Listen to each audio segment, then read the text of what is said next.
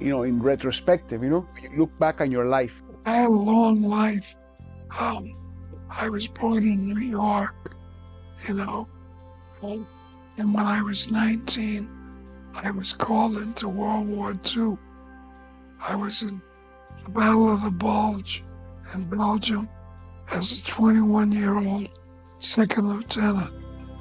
I was an officer. I was wounded, and I was in Liège in the hospital, put on limited duty, and luckily I came back, got married, started my life here in different fields, worked in textile mills, I worked in foam rubber factory, had 3 children, and then I got into television, quite by accident. To tell you the truth, the best part of my life, of all the television working, was in Telemundo, starting Telemundo from nothing. That takes a lot. From pieces of paper, I had Frank Cruz, Manny Sanchez, and 1 or 2 other people with me. And that was the most exciting. As far as living goes, living in Brazil and building TV Globo was the biggest thing I ever did. There's no question. The television of today, you established it, meaning that before Joe Wallach, it was a mishmash.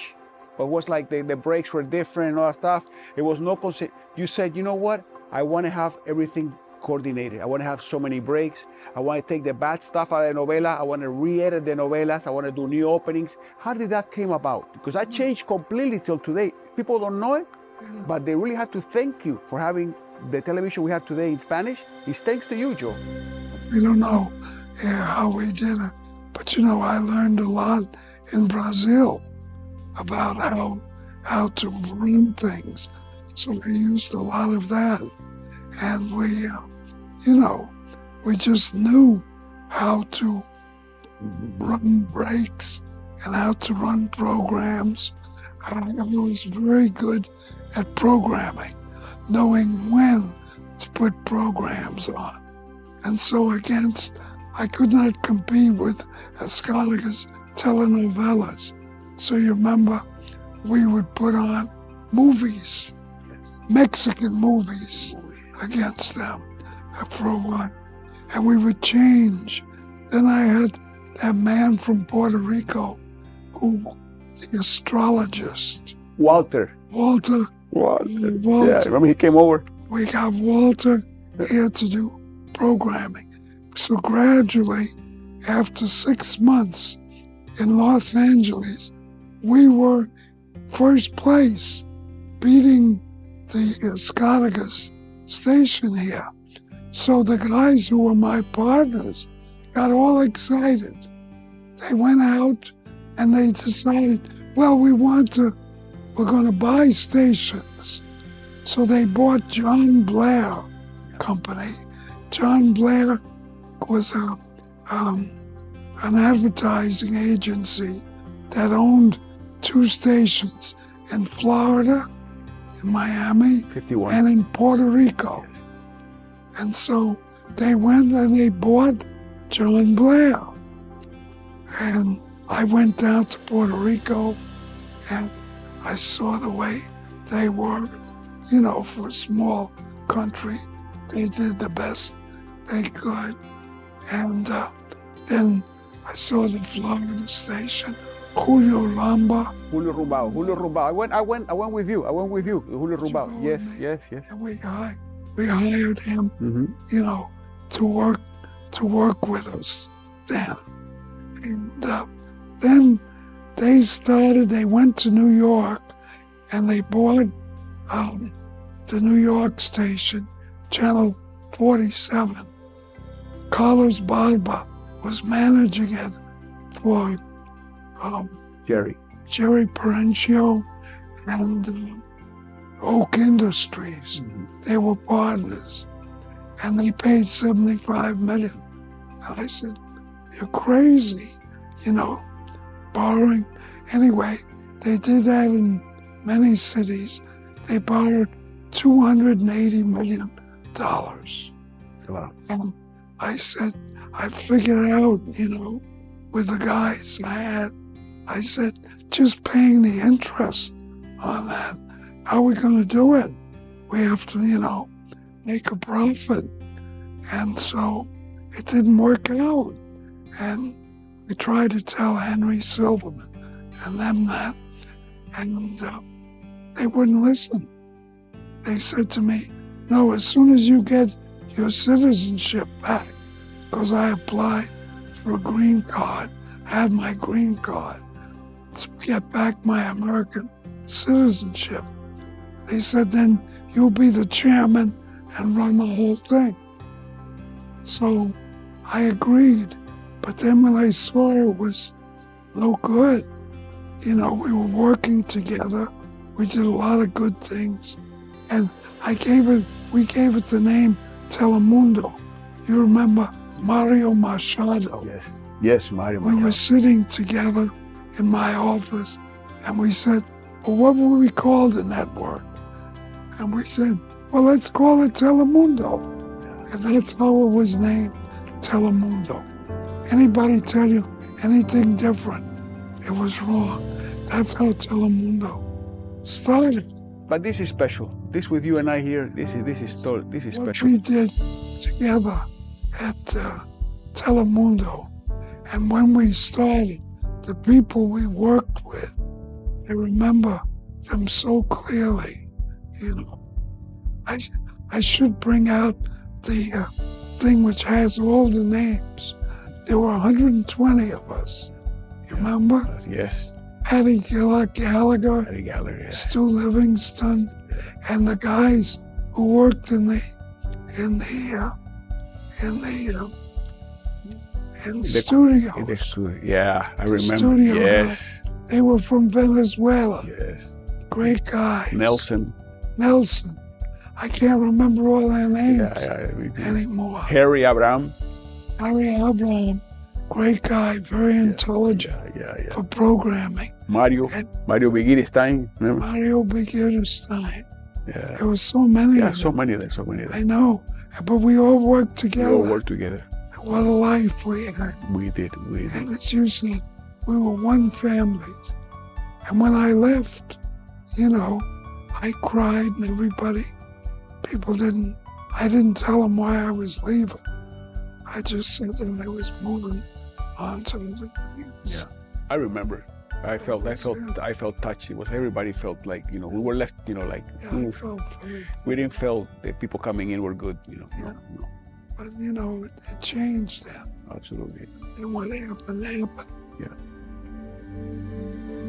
I always think that the best times I ever had in broadcasting, in my career broadcasting, has always been working with you and the gang at Channel 52. There's nothing compares to that. It was a family. You go to work not because of the money, you go to work because of the family, people, the same attitude. Everybody had the same attitude. Let's go. One group. Yes. I'll show you what they gave me when I left. You signed it too. Yeah. We were all together. Yes. We worked together. Whether day or night, whatever it took, and that was our success. Because, we didn't fight. Yeah. And which programs, everybody worked hard. And the promotion, remember Cinco de Mayo? We made it big. Yeah. It was nothing. Mm-hmm. It was very small between Carmen Hench and Giora Ryle and a few others. Yeah. We made it into a big program. Remember the parades and everything. Right?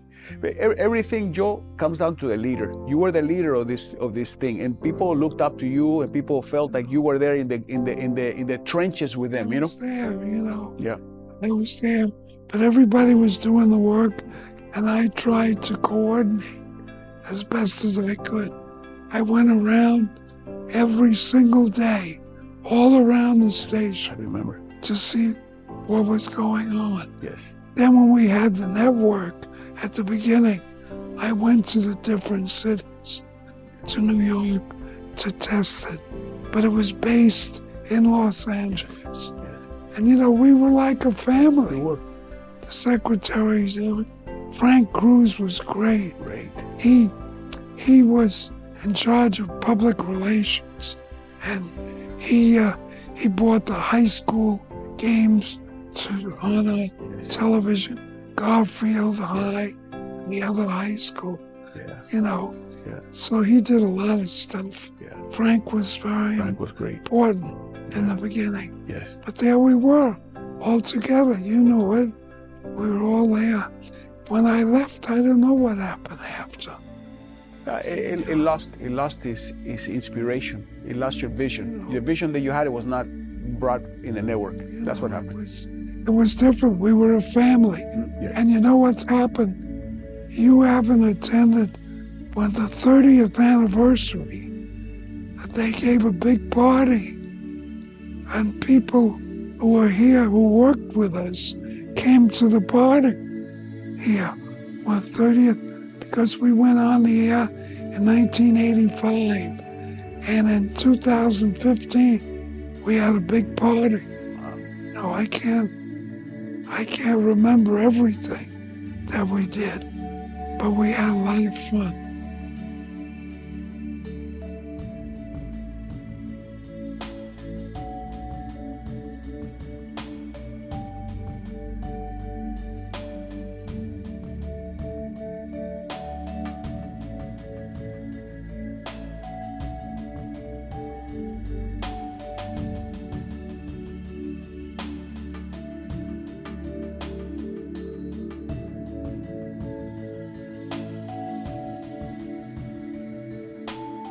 I remember you telling me that you wanted to get this is true story. I remember you wanted to get the movies, the Cantinflas movies from Azteca Films, Macia, and he didn't want to sell it.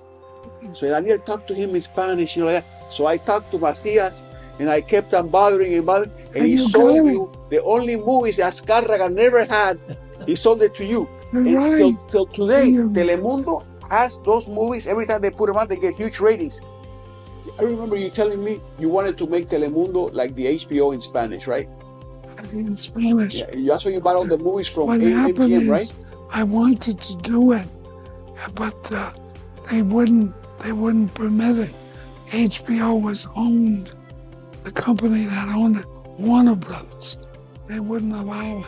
But you told me, I'm going to make HBO in Spanish, Daniel, and I'm going to buy the MGM library, and you bought it before Turner. I bought the MGM. You got into Spanish TV very early. What was it about it that made you believe in that great opportunity in Spanish television? Well, I was here in Los Angeles, retired from Globo, and I saw there was only one station here, 3 million Hispanics. I said, terrible programming. They deserve something better. And that's how it started. Oak Industries, who had the other channel, they had it for sale, and they gave me the option to buy it. They wanted $30 million, which I didn't have. So with that, I went out, finally got financial people to work with me. That's how we started. It's not about the money, it's about the power. You know, the television gives you power. It gives you the power that money can't give you, right? We know the power of the media today continues. We see it. You look at politics, all they want to do is get money to be on television. Why? Because the people here repeated the same message. Vote for me, do this, do that. And that's, what people listen to and go for. So television really brings a lot of power. If you could do something different, what would you change? Anything different? What you would have done anything different or no? I lived a good life working in television, working whatever I did. And after working. I retired in 1996. I met my wife in 1988. We've been married 34 years. We traveled all over the world. I've been to China 3 times, to India 4 times. Of all the countries, my favorite is India. It's the most interesting country there is. We were all over Europe, Asia, you name it. My wife loves Africa. She was in Africa 15 times. I was there 4 times on safari. But that's what we did. We traveled a lot. And then when I stopped traveling, started going to school at UCLA. And that's what I've been doing for 15 years, studying history and political science. That's it. So my life, and I have a lot of friends here now, different friends, because most of them passed away, because now I'm 99 and all my friends are younger, you know, like you.